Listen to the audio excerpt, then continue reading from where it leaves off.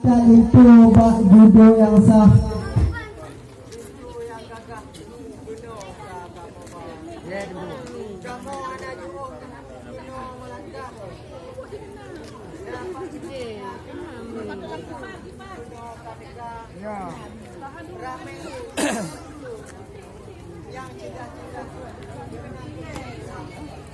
Ramai cik anu betul. Kaju kena tengku kamu melangkah. Raum lukah dino dia tengku.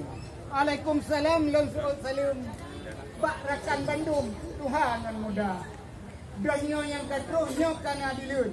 Kecik ngan tengku imum ni pegah sak nyo na tengku ba. Cuma menyetin kecik ngan tengku imum ka tengku ba dan kalindo. Kamu tengku nyo ka halalina. Karena kanyo tengkunya tambah kampung, lam tambah jurong tambah petua. Iya betul. Makan tayang kamu hanya darah baru. Kisi kadranya atuh hanale kamu tumpa. Alhamdulillah mudah-mudahan bacat bumenan hana aja ke perkara. Cuma orangnya ni depu gedro haiwan lisan indang nganagam yang atuh juga. Yang kanyo petimang ada ngersam cuman adanya yang belum adanya di luar. Hana hajat dengan tujuan tengku kamu menghalang tinan dalam puasa.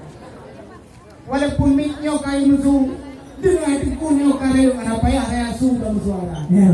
Alhamdulillah mudah-mudahan yang isi Tuhan yang katulka.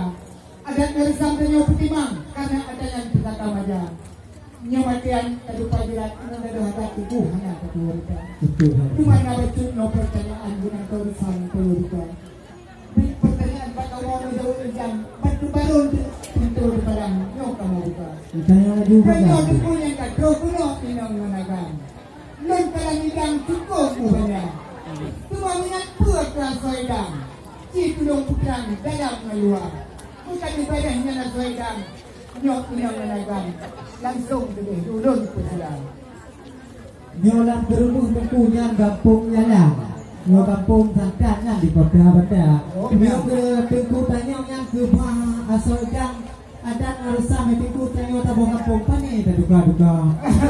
Jin lanu dapat tiwak cumbang bagi ban kamu susun sulamnya pan asal dalam tiku di dalam kedro bagi ban kamu susun bagia.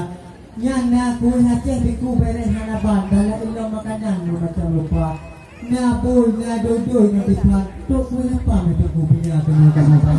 Bila celain tiku hanya sulalin pakaian penuh cumbang di siang darah. Nasi dokik lo ija selendang. Dunia selukuk semayang kamu belum punya merek di bosan. Nala ila mati buku pakaian yang kita sebutkan benar punya kamu.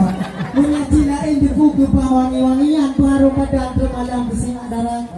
Di pancara di buku yang kamu buat. Saudara malaikat mentuan untuk itu yang kamu buat. Dan di buku berbakar haju. Di buku dalam ni kalau awak abang lagi ratika orang-orang dalam